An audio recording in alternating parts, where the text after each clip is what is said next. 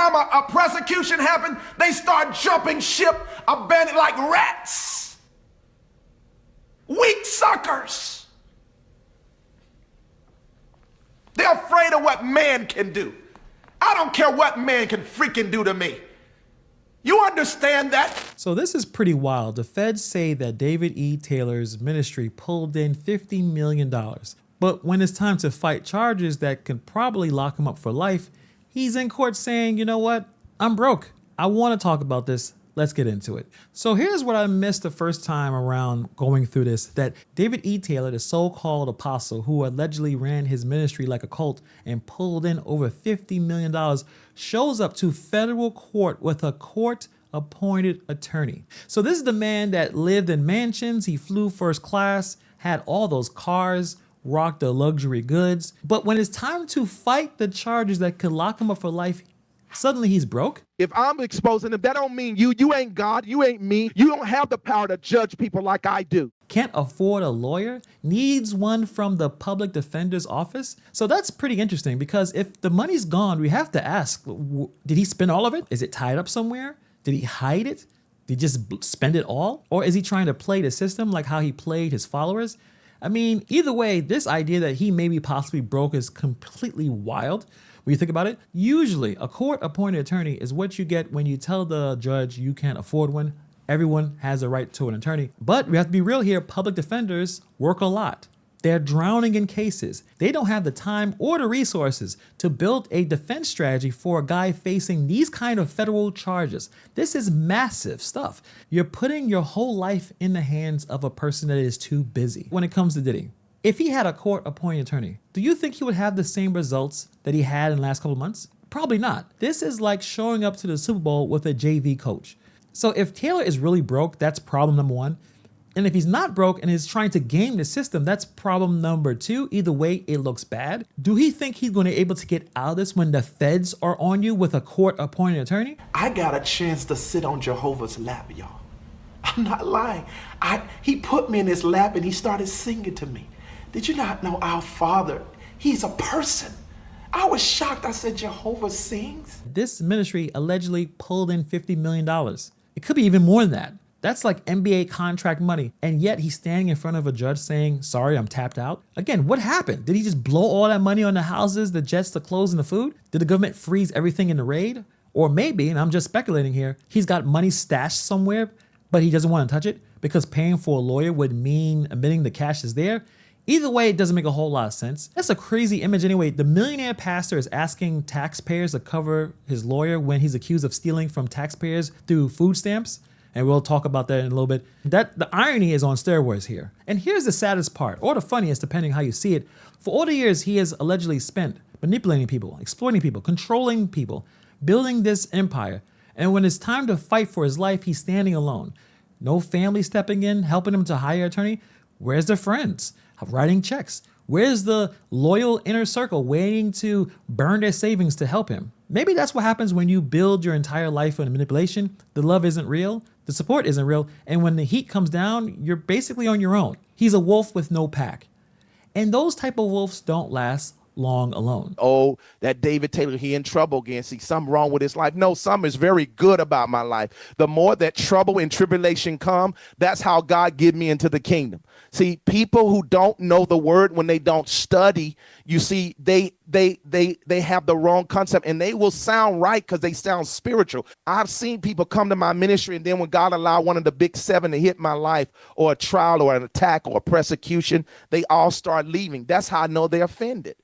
The Bible says 70 came to Jesus and he said something. He said, if you don't eat my flesh and drink my blood, they misunderstood him. Now, if you had a chance to check out the indictment, it's pretty crazy. It's like a horror script, because when you see this level of control, the level of exploitation, the sheer scale of the money involved, it's hard to believe that this man can't afford a mid-tier attorney. So let's walk through some of, I guess, the more outrageous part of this indictment. So first is the Plan B mandate. This looks like sex trafficking.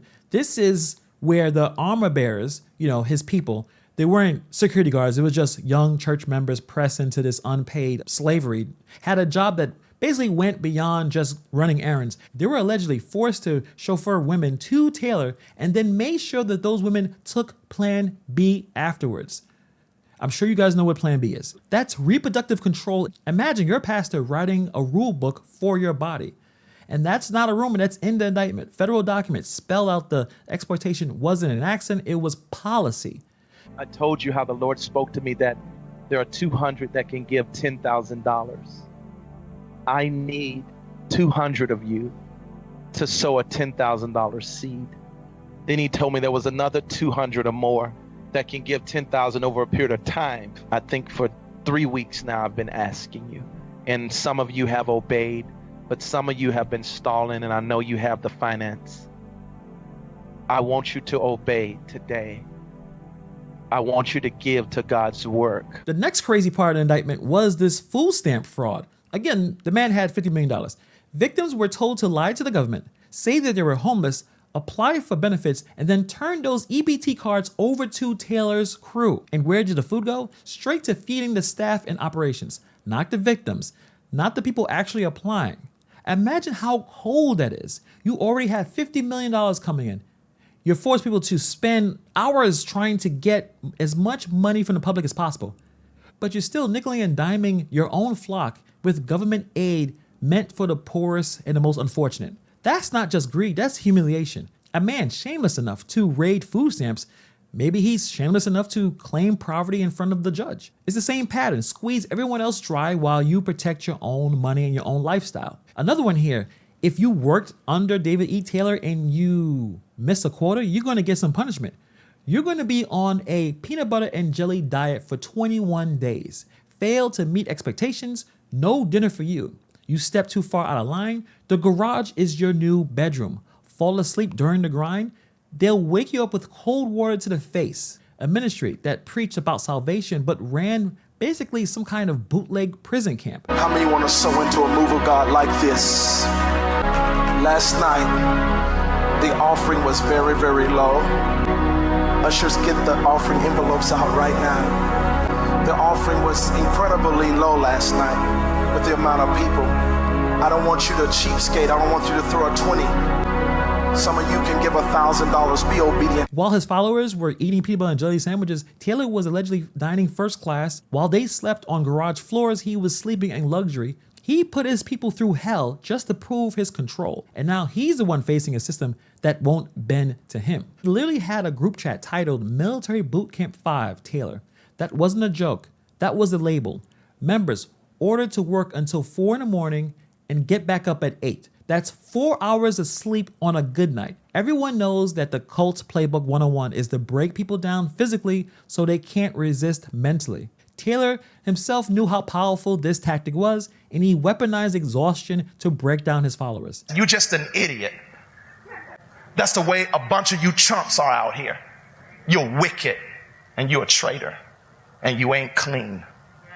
That's right, I'm talking about you if that's you out there. You're stupid to live like that. That's why you're a pastor and you're not a king. It's a difference in being a pastor and being a king in the kingdom. That's why I am not a pastor, I'm a general. That's why I can only train an army, not a big church. A big church cannot stand under my weight.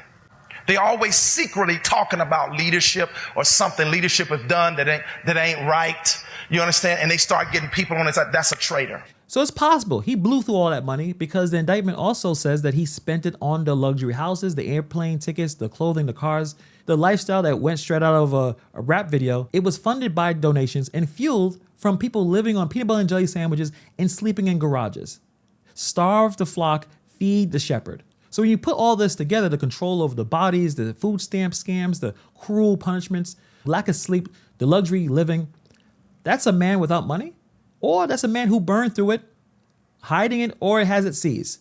And now he wants the government, the same government he scammed through food stamps, to give him a free lawyer. This is broke pastor irony at its highest level. Let me know your thoughts in the comments below. Do you believe he is totally broke? Do you believe he has some kind of tactic that he's going to be able to get out of this situation? Is he just going to say, I'm going to pray on it and somehow God is going to help me get out of this federal indictment? I don't know. I couldn't believe I didn't see this in the beginning because most of your powerful people, whether there's politicians or influencers, people who are in trouble, You go and get the best possible lawyer. And those lawyers are very expensive. But this man can't even get any lawyer. He had to get one appointed him from the court. Maybe he'll finally get a lawyer somehow in the next couple of weeks. But when you are facing federal indictment, you need the best possible lawyer to get on his case as fast as possible to have some level of defense there. But it looks like his money is tied up in other things, or he doesn't have any money at all. But let me know what you guys think about this in the comments below. Thank you for taking time to watch this video, and I'll see you guys in the next video.